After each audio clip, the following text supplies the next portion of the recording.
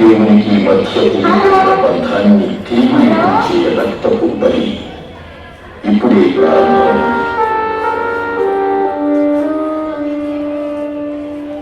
ఇతను తిరుగుబాటు నిలవదీయ చక్రవర్తికి నేను స్వయంగా ఉన్నాను అని ఆయన మీద వారంతా నేరం మోపసాగారు. పిలాతు యేసును పరీక్షించిన పిమ్మట ఆయన నిర్దోషి అని తీర్పు చెప్పాడు. శిలువవేయుము శిలువవేయుము అని చేసే యూదుల అరుపులకు, ప్రధానార్చకుల ధర్మశాస్త్ర బోధకుల బెదిరింపులకు లొంగిపోయి భయపడి పిలాతు యేసుకు మరణశిక్ష విధించాడు. సైనికుడు మూల కిరీటాన్ని అల్లి ఆయన శిరస్సుపై పెట్టి ఆయనకు ఊదా వస్త్రాన్ని తొడిగారు. నిరపరాధి నిర్దోషి అయిన నీపై నా దినదిన జీవితంలో కూడా దోషి అయిన ముద్ర వేస్తుంటాను. ఇట్టి సందర్భాలను నేను మీలాగే నిశ్శబ్దంగా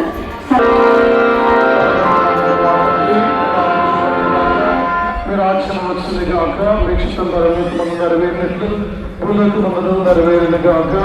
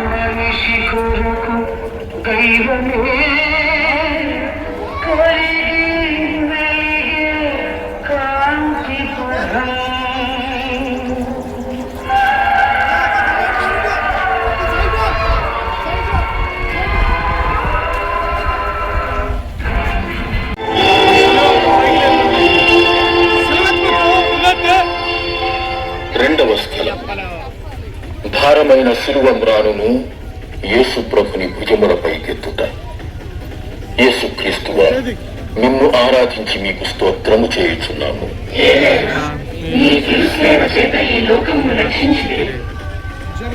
ఎంతో బరువైనటువంటి శిలువను మోయలేక మోస్తూ ముందుకు సాగనారంభించారు ప్రభు.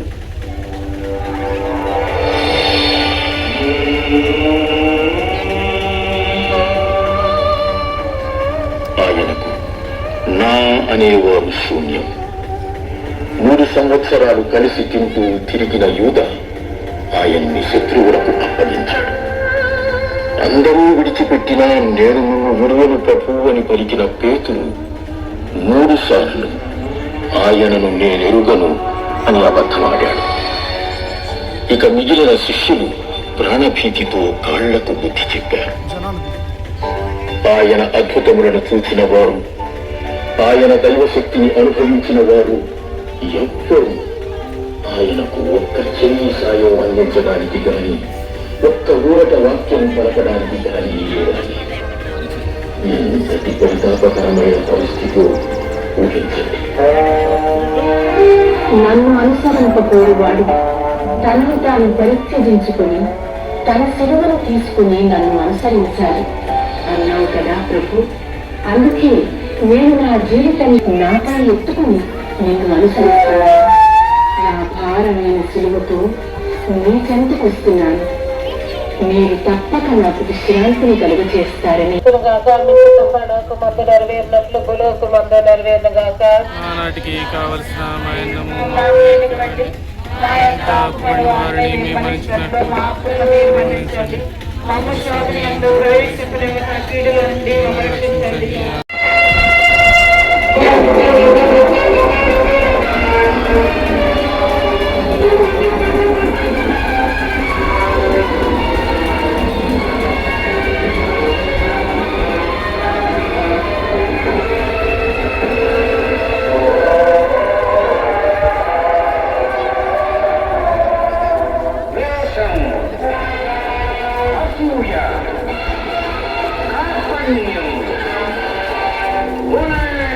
Hallelujah.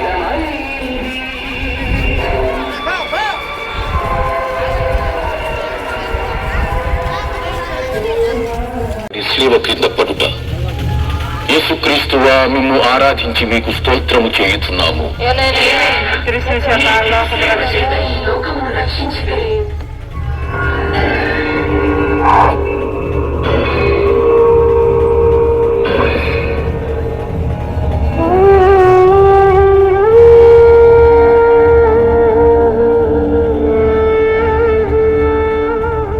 రాళ్ళు రప్పలతో నిండినటువంటిది ఆ కల్వరి కొండకు దారి.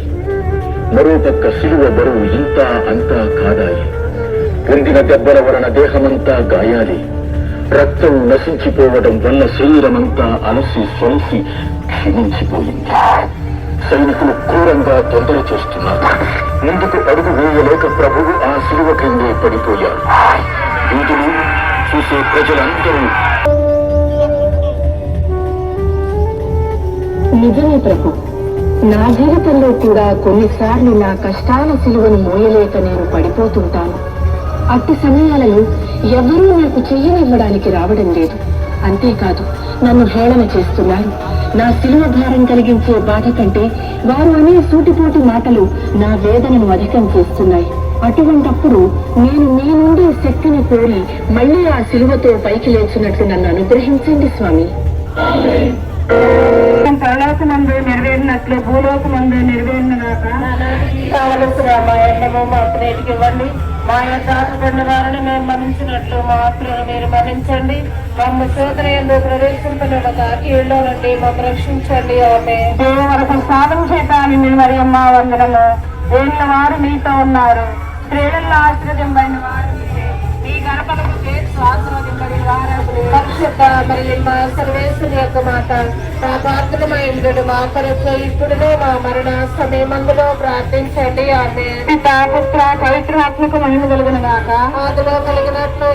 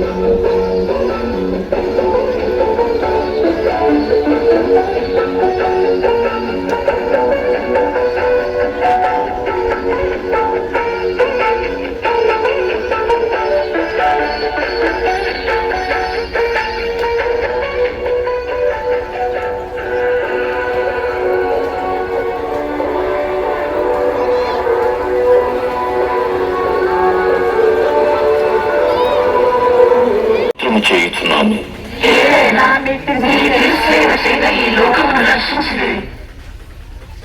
శివయాత్ర చిన్నగా ముందుకు సాగుతోంది.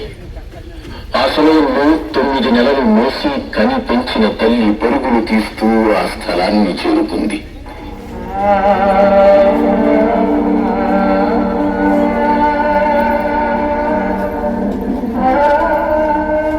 తల్లి కొడుకులు ఒకరినొకరు చూసుకున్నారు.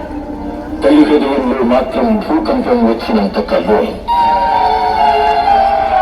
ప్రపంచ చరిత్రలో ఏ తల్లి ఏ కుమారుడు అనుభవించనంతటి వేదన ఎవరి కోసమో ఒక్కసారి ఆలోచించండి. దుఃఖ సముద్రంలో కొట్టుమిట్టాడుతున్న ఓ యేసునాథ, నాకు జీవితంలో కష్టాలు వస్తుంటాయి. కానీ అల్ప విశ్వాసంతో నేను వెంటనే అలలను చూస్తూ పేతురు బెంగేలెత్తిపోయినట్టు భయపడిపోతుంటాను. అట్టి సమయాలలో నాకు దృఢ విశ్వాసాన్ని, నా కష్టాలను తట్టుకునే శక్తిని దయచేయండి స్వామి.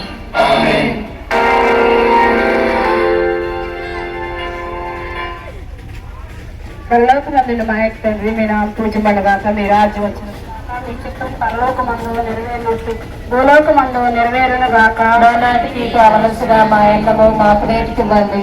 మా యొక్క వారిని మేము మన్నించినట్లు మా అప్పులను మీరు మన్నించండి. మమ్మ శోధన ఎందు ప్రవేశింపనివ్వక కీళ్ళలో నుండి మమ్మల్ని రక్షించండి. ఆమె వారు మీతో ఉన్నారు. స్త్రీలను ఆశీర్వదింపడిన వారు మీరే, మీ గర్భఫలము యేసు ఆశీర్వదింపడిన వారు. పరిశుద్ధ మరియు మా సర్వేశ్వరుని యొక్క మాత, పాపాత్మలమై ఉండరు మా కొరకు ఇప్పుడును మా మరణ సమయమందులో ప్రార్థించండి. ఆమేన్. పితా పుత్ర పవిత్రాత్మకు మహిమ కలుగును గాక. ఆదిలో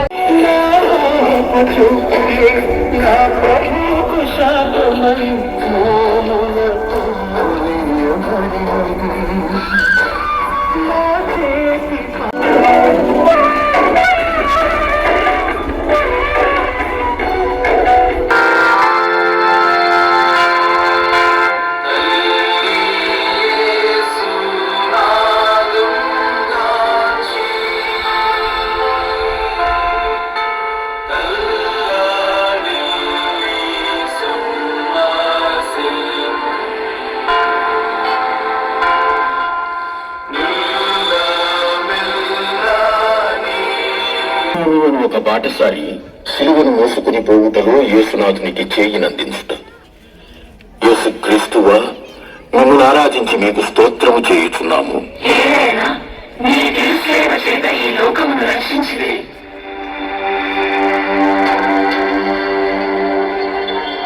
యూదులు క్రూరంగా ఇంత భారమైన సిలువతో నడిపించేది మార్గమధ్యంలో ఆయన్ని చంపడానికి కాదు, కొండ ఎక్కిన తర్వాత ఇంకా క్రూరమైన మరణానికి ఆయన్ని బలి చేయడానికి.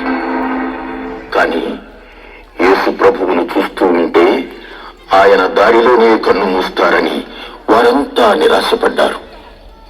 అంతలోనే ఒక బాటసారి ఆ దారిలో వస్తూ ఉండటం చూచారు. వెంటనే ఆయనను యేసు సిలువను మోయడానికి ఒత్తిడి చేశారు.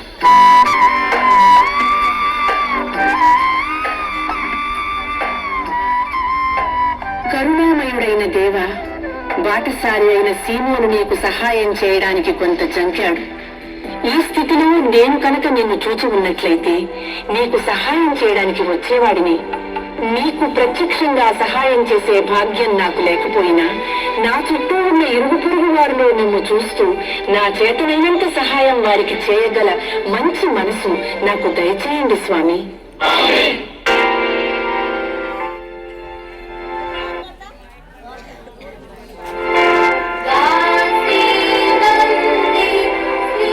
వచ్చునుగాక. మీ చిత్తం పరలోకమందు నెరవేరినట్టు భూలోకమందు నెరవేరునుగాక. నానాటికి కావలసిన మాయలను మాకు నీటికివ్వండి.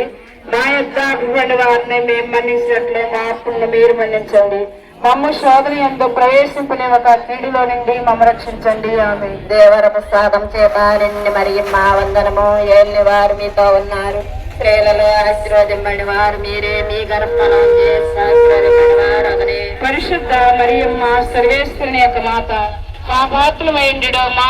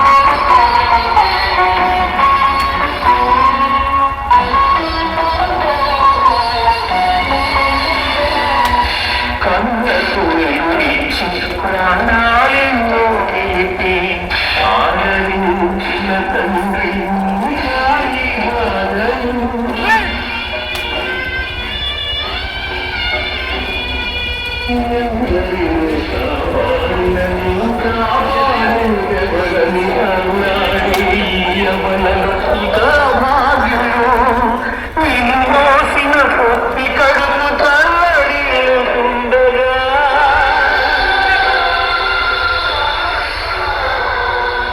నిన్ను మోసిన పొత్తి కడుపు తల్లడిల్లుతుండే మరి అమ్మ పాలకుండే రక్షకుడా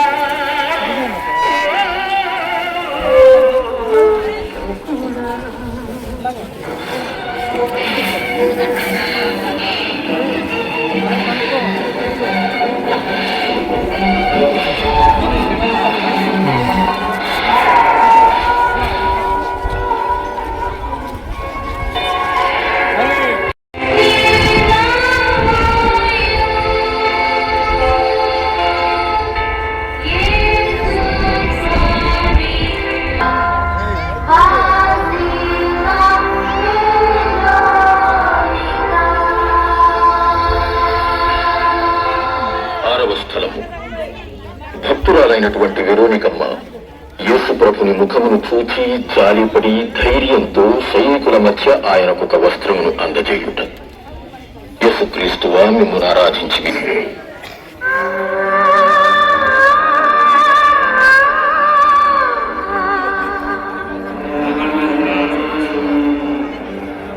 వెరోనికమ్మ యేసు ప్రభుని భక్తురాలు. ఆయన చేసిన అద్భుతాలను, నయం చేసిన రోగాలను కళ్ళారా చూసినటువంటి స్త్రీ ఆమె యేసు ప్రభు ఎంతో పరితాపకర స్థితిలో ఉండటం చూసింది. హృదయం ద్రవించింది, దుఃఖంతో కంట తడిపెట్టింది. ధైర్యంతో యేసుని చెంతకు చేరి చేతిలో ఉన్న ఒక వస్త్రాన్ని ఆయనకి అందించింది. ఆయన ఎంతో కృతజ్ఞతగా దానిని తీసుకుని రక్తంతో నిండిన తన ముఖాన్ని తుడుచుకున్నారు. ఆమె ధైర్యానికి, జాలికి ప్రతిఫలంగా తన ముఖముద్రను ఆ వస్త్రంపై అద్ది ఆమెకి అందించారు.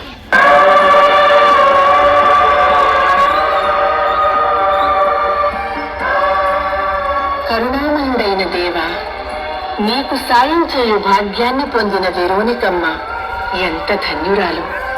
ఆమె వలె నాకు నీ కష్టాలలో సహాయం చేయాలని, ఆ అవకాశం దొరకాలని ఆశిస్తున్నాను. కానీ అవకాశం దొరికినప్పుడు నాలో ధైర్యం నశిస్తుంది.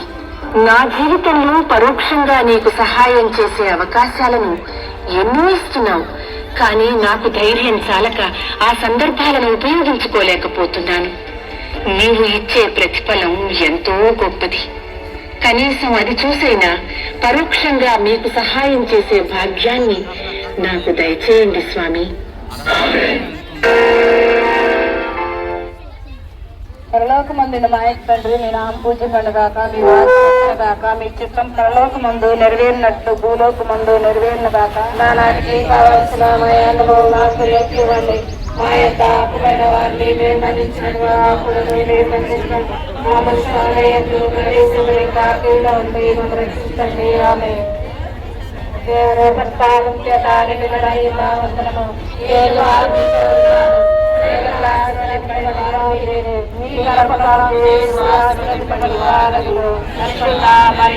సర్వేశ్వరి యొక్క మాత పాపాత్మ ఎండు మా కొరకు ఇప్పుడు మానవ సమయమందున ప్రార్థించండి. ఆమె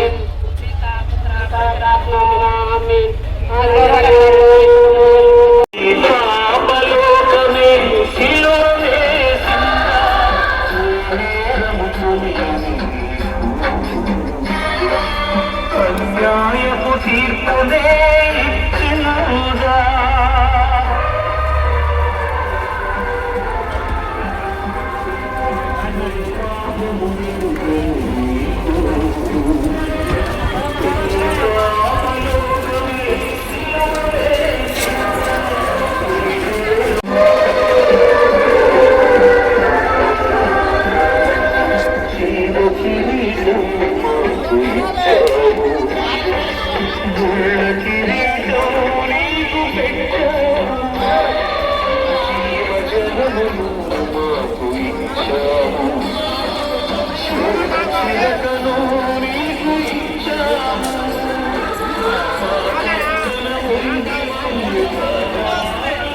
పోయింది. ఆయన మనస్సు ఒకే ఒక్క ఆలోచనతో నిండిపోయింది. అది తండ్రి చిత్తం. ఆ పాపములే పలుమార్లు మేము పాపంలో పడి మా స్వశక్తితో లేవాలని ప్రయత్నిస్తున్నాం. లోకమందుడు మా యొక్క తండ్రి నేను పూజింపడగాక మీ రాజ్యం వచ్చినగాక మీ చిత్తం పరలోకమందు నెరవేరినట్లు ఆనాటికి కావాల్సిన మాయనము మాకు నేటికివ్వండి. మా యొక్క అప్పువారిని మేము మన్నించినట్లు మా మా వందనము వీళ్ళ వారు మీతో ఉన్నారు. ఆశ్రయమైన వారు మీరే. మీ గర్భఫలము ఆశ్రయమైన వారు పరిశుద్ధ మరియు మా సర్వేశ్వరి యొక్క మాత పాపాత్మైనడు మా కొరకు ఇప్పుడు మా మరణ సమయమందున ప్రార్థించండి. ఆమేన్. పితా పుత్ర పవిత్రాత్మక మహిమ కలుగున గాక. ఆదిలో కలిగినట్టు ఇప్పుడు ఎప్పుడు సదాకాలం మా మీద దయగా ఉండండి స్వామి. మీ దయగా ఉండండి స్వామి.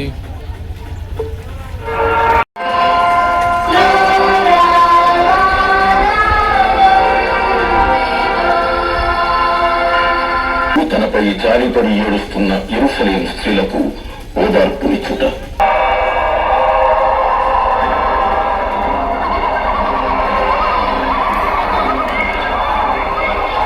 యెరూషలేము నగర వీధులన్నీ దద్దరిల్లిపోయాయి. ఎప్పుడూ విననటువంటి ఈ అరుపులు, కేకలు, కేరింతలు విని ఆ నగరంలోని స్త్రీలందరూ ఊరి బయటికి వచ్చారు. ఎంతో సుపరిచితమైనటువంటి ఒక ముఖందరి జీవితాలలోనూ అమృతాన్ని పోసిన మహానుభావుడు ఆయనను శిలువతో నడిపించుటను, కొరడాలతో కొట్టుటను చూసిన ఆ స్త్రీల హృదయాలు కరిగిపోయాయి. కంటిలో మున్నేరుగా ఏడవసాగారు. నిజంగా ఆ ఏడుపులు ఆయన్ని కొంతగా ఊరడించాయి. అందుకే వారితో నా కోసం ఏడవగలదు, మీకోసం, మీ బిడ్డల కోసం ఏడవండి అని అన్నారు.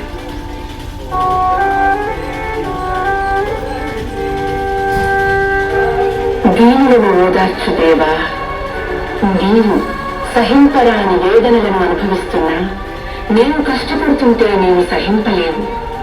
అందుకే ప్రభు, నీవు బాధపడుతూ రాబో బాధలను మనసులో ఉంచుకుని ఆ స్త్రీలను ఓదార్చావు. నా పాపాల కోసమే నీవు ఈ విధంగా శ్రమలను అనుభవిస్తున్నావు.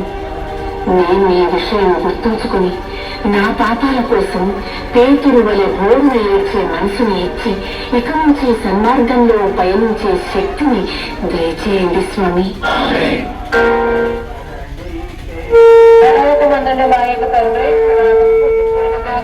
మీ రాజ్యం వచ్చును గాక. మీ చిత్తం పరలోకమందు నెరవేరినట్లు భూలోకమందు నెరవేరును గాక. నాటికి కావలసిన మాయల్లో మాకు నీటివ్వండి. మా యొక్క అప్పుబడి వారిని మేము మన్నించినట్లు మా అప్పులను మీరు మన్నించండి. మమ్మ శోభయంలో ప్రవేశింపని ఒక అతిథిలో నుండి అపరక్షించండి. దేవుడు సాధన చేత మరి మా అందరము ఏలిన వారు మీతో ఉన్నారు. చీరలు ఆశ్రయింపడిన వారు మీరే. మీ గర్భఫలముకు చేసి ఆశ్రయింపడిన వారు మరియమ్మ సర్వేశ్వరి యొక్క మాత మా పాత్రమైండు మా కొరకు ఇప్పుడును మా మరణ సమయమందున ప్రార్థించండి. ఆమె పితా పుత్ర పవిత్రాత్మక మహిమ కలుగును గాక. ఆదిలో కలిగినట్లు ఇప్పుడును ఎప్పుడును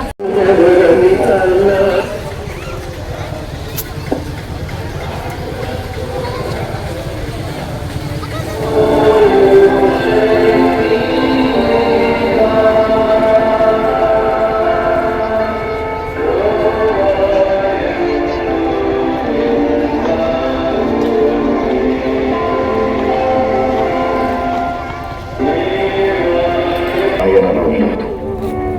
ఎంత ప్రయత్నించినా కాలు లేవడం లేదు. ఆభారమైన శివ క్రింద మరోసారి కుప్ప.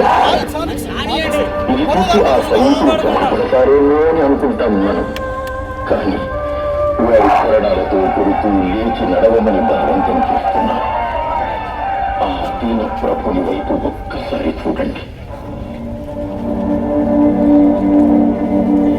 నీవు పీడిస్తున్న యేసును నేనే అని ప్రభువు సౌలుతో పలికిన మాటలు మళ్ళీ మన చెవుల్లో మారుమోగుతాయి.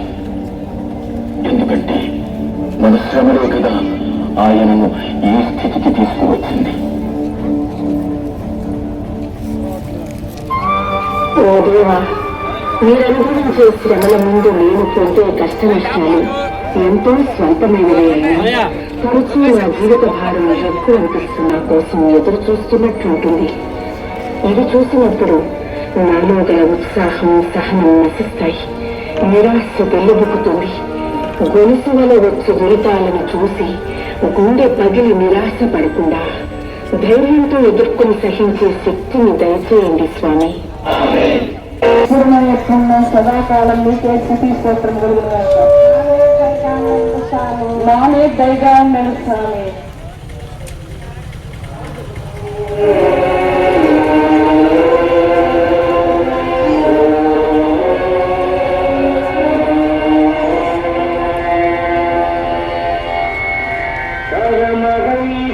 స్తోత్రం చేయుచున్నాను.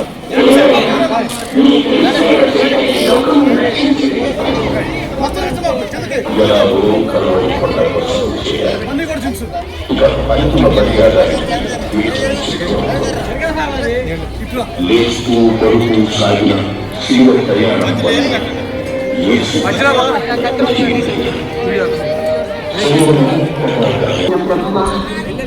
సర్వరోజు పాప దోషాలు అన్యాయాలు అవినీతి నా శరీరంతో అంటుకొని పోయాయి. అందువల్ల వాటిని దాచుకుంటే నాకు ఎంతో బాధ కలుగుతుంది.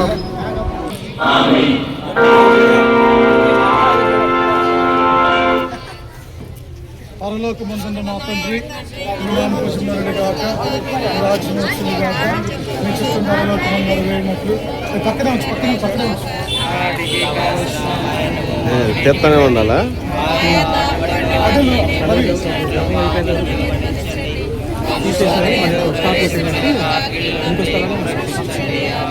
దేవర ప్రసాదము చేత మా వందనము ఏరిన వారు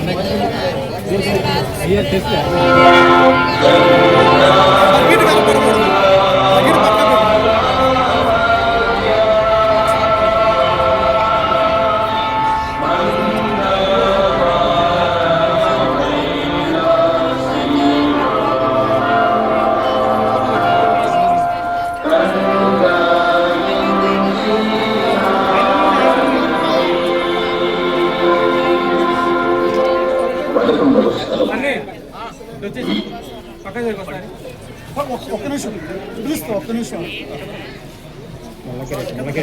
కొంచెం కింద పైకి ఉండాలి, కిందకుంటే గుచ్చుకునేది. అడుగుని తీసి పైకి పెట్టి ఓకే. కాళ్ళు ఒకదాని మీద పెట్టు. ప్లే చేయమని అబ్బాయి.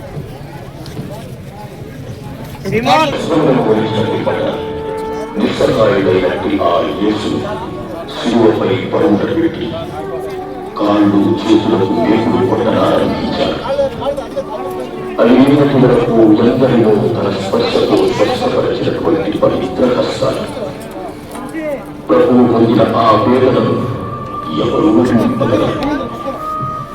తండ్రి చిత్తం నెరవేర్చుతున్నాను అన్న సంతోషం ఆయనలో కనిపిస్తుంది. అది ఆయనకు ఊరటం సహనాన్ని ఇస్తుంది.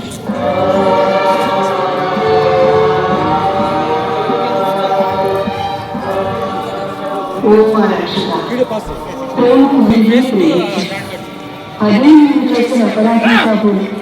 అందుకే నీ లోకం శివుకు అంటపోతుంది.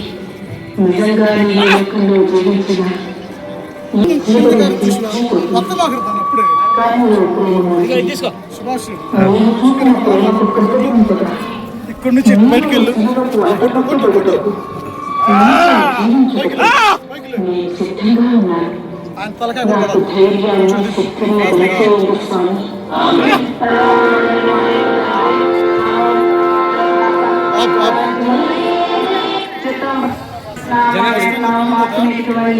మా యొక్క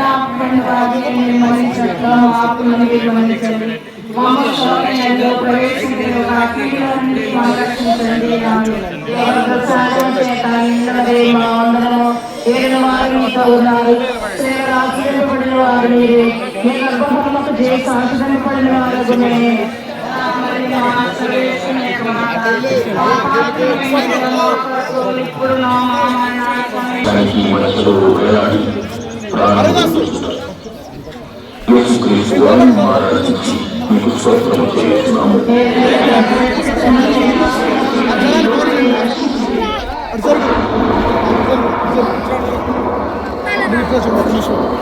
అంతటా చీకటి క్రమం ఈ రోజు పగలు 3 గంటల సమయమున నా దేవా నీవు నా మీద వేలాడి ఉన్నావు.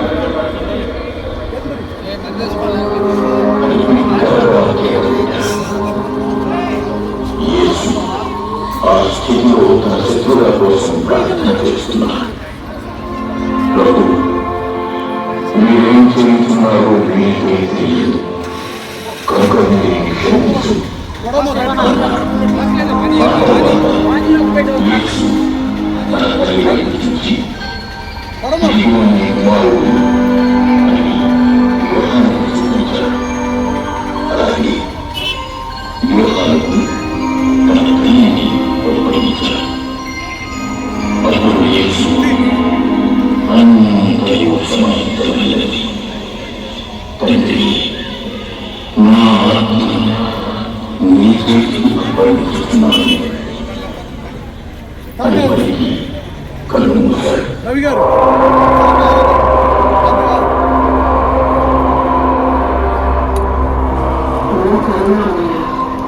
ఆ గురువును మీరు ఎంతగానో హింసించారు, చిత్రవద చేశారు. కానీ నేను మాత్రం చివరికి వారి కోసం ప్రార్థన చేస్తున్నాను.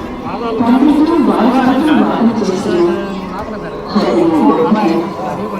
నన్ను కూడా ఇప్పుడు తెలిసి హింసించిన, తెలియని హింసించిన నేను ప్రతీకారానికి ఎదురు చూస్తూ ఉంటాను. అలా కాకుండా మీ స్వార్థం నడిచి నేను నా శత్రువులను క్షమించే సర్వమనస్సును శక్తిని దయచేయండి. అంతేగాక ప్రభు, నేను నా అంచులను మీ సంకల్పానికి కలిగించి నా ఆత్మను మీ హస్తంలోనికి సమర్పిస్తున్నాను అని మీ ఎందుగల విశ్వాసాన్ని సాగి చెప్పగల భాగ్యాన్ని నాకు దయచేయండి స్వామి.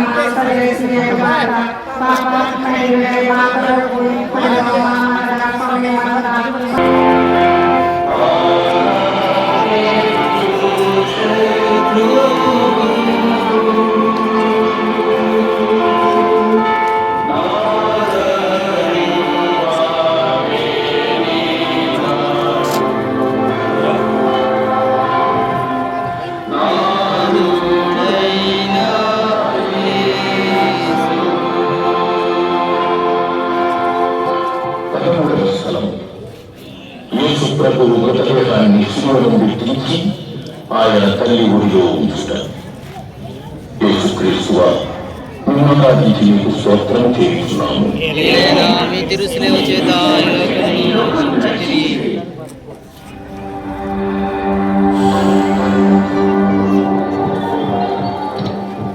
అది పాస్కా పండుగకు ఆయత్తపడు దినం.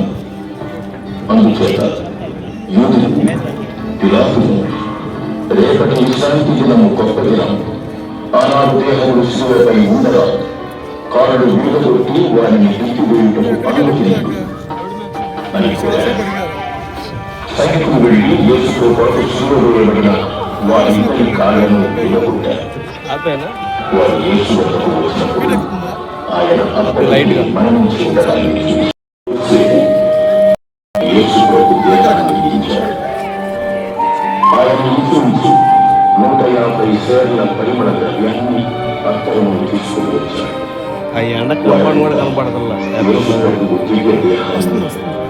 యూదుల భూస్థాపన సంప్రదాయానుసారం పరిమళ ద్రవ్యాలు పూసి నవవస్త్రాలతో చుట్టారు.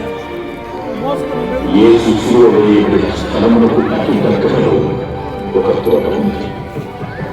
వారు యేసుని ఆ తోటలో సమాధి అందించారు. అయిన తర్వాత మోసుకొని బంగారాల్లో అనంత శ్రమలను అనుభవించి మహిళలోకి ప్రవేశింపనున్న ఓ దేవా, నీతో కలిసి నేను మరణించాలని ఉంది.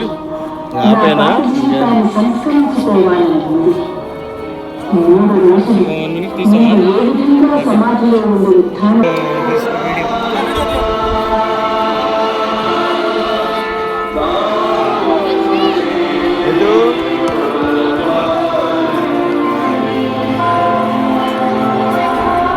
అక్కడే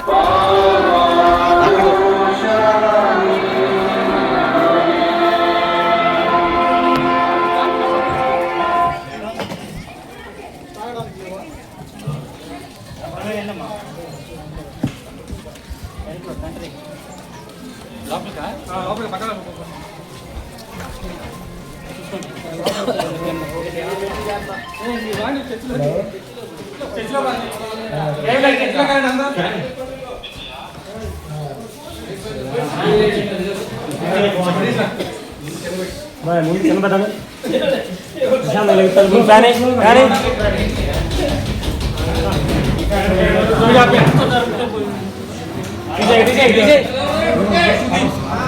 ఆయన మరలా మీరు ఎవరిని వెతుకుతున్నారు అని ప్రశ్నించెను. అందుకు వారు నజరేయుడగు యేసును అని పలికిరి. నేనే ఆయనను అని మీతో చెప్పింది కనుక మీరు నన్ను వెతుకుతున్నచో వీరిని పోనిండు అని యేసు తిరిగి చెప్పెను. నీవు నాకు ఒసగిన వారిలో ఏ ఒక్కరినైనాను నేను పోగొట్టగలలేదు అని వాక్యము నెరవేరుటకు ఇట్లు చెప్పెను. సీమోను పేతురు తన యొద్దనున్న కత్తితో ప్రధాన యాజకుని సేవకుని కుడి చెవిని తెగనరికెను. ఆ సేవకుని పేరు మార్కుసు. యేసు పేతురుతో, నీ కత్తిని వరలో పెట్టును. తండ్రి నాకు ఇచ్చిన శ్రమల పాత్రను నేను పానము చేయవలదా అని అనెను. అప్పుడు సైనికులు, సేనాధిపతి, యూదుల బంట్రోతులు యేసును పట్టుకొని బంధించిరి. మొదట అన్న యొద్దకు తీసుకొని పోయిరి. ఆ సంవత్సరము ప్రధాన యాజకుడు కైఫాకు అతడు మామ. ఈ కైఫా ప్రజలందరి కొరకు ఒకడు మరణించుట మేలు అని యూదులకు సలహా ఇచ్చినవాడు. సీమోను పేతురును మరియొక శిష్యులను యేసు వెంట వెళ్ళిరి. ఈ శిష్యులకు ప్రధాన యాజకునితో పరిచయం ఉండొచ్చే అతడు యేసు వెంట ప్రధాన యాజకుని ప్రాంగణంలోనికి వెళ్ళాను. కానీ పేతురు ద్వారము వెలుపలనే ఉండిపోయాను. అప్పుడు ప్రధాన యాజకునితో పరిచయం ఉన్న శిష్యుడు వచ్చి ద్వారపాలకురాలితో చెప్పి పేతురును లోపలకు తీసుకొని వెళ్ళాను. ఆ ద్వారపాలిక పేతురుతో, నీవు ఆ మనుష్యుని శిష్యులను ఒకడు కదా అని అడిగాను. నేను కాను అని పేతురు పలికాను. చలిగా ఉన్నందున సేవకులు బంట్రోతులు మంట వేసి చలి కాచుకొనుచు అచట నిలుచుండిరి. పేతురును వారితో కలిసి చలి కాచుకొనుచు నిలుచుండెను.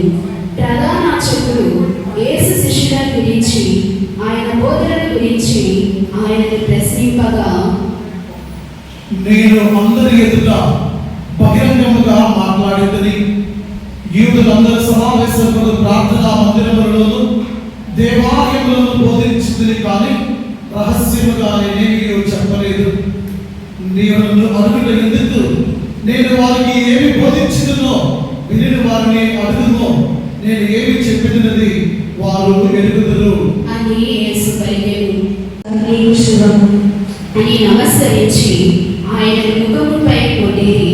పిలాతు మరలా బయటకు వెళ్ళి ప్రజలతో, ఇదిగో ఈయనలో నాకు ఏ దోషము కల్పింపలేదని మీరు తెలుసుకున్నటకు నేను మీ ఎదుటకు ఈయనను తీసుకొని వస్తున్నాను అని చెప్పెను.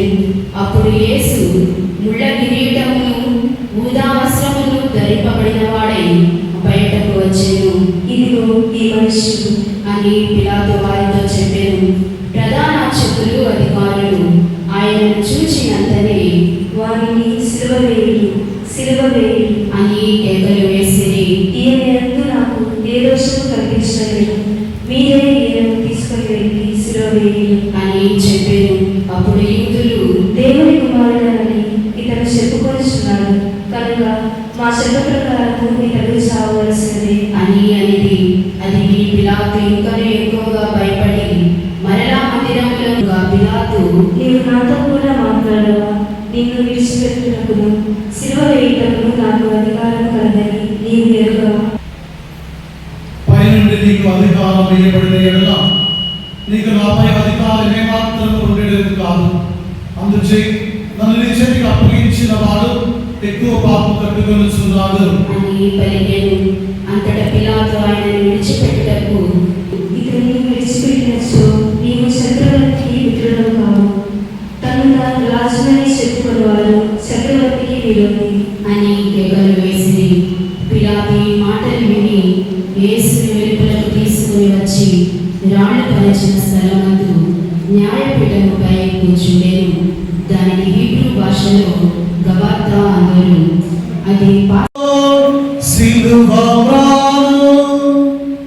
దీని అందే లోక రక్షకుడు వేలాడెను. అందరూ చూద్దాం. రెండు దీనిని ఆరాధింతు. అందరం చూద్దామా?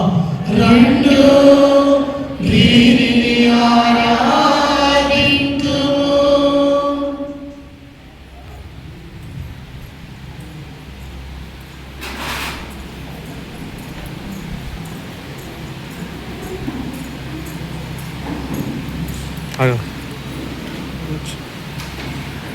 ఇదిగో సిలువ దీని అందే లోక రక్షకుడు వేలాడెను.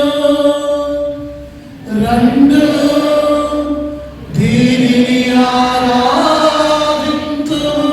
అందరూ రెండు దీనిని ఆరాధింతు.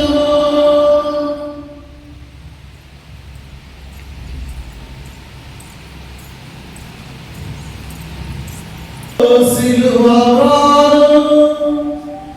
దీని అందే లోక రక్షకుడు వేలాడెను. రెండు దీనిని ఆరాధింతు.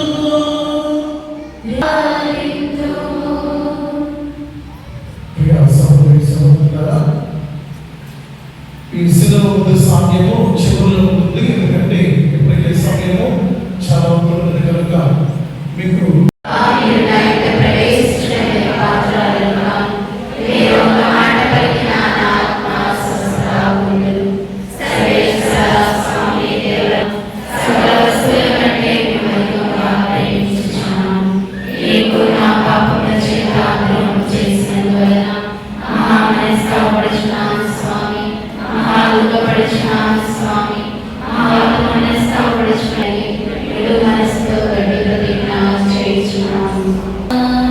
యేసు ప్రభుని దివ్య సేవ వాసిల్లే